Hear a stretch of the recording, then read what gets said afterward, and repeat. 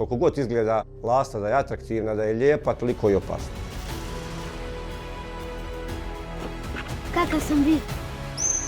I do sad nisi skočio. Jesam. Sastavi. Mi Mostarci skačemo s jednom izvjesnom rutinom. Evo da meni od skokova rogovi narasli.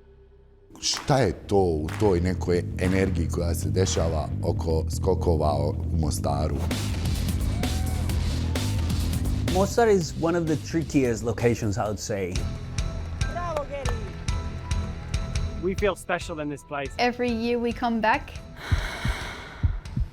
1, 2, 3. That's all you have in the year.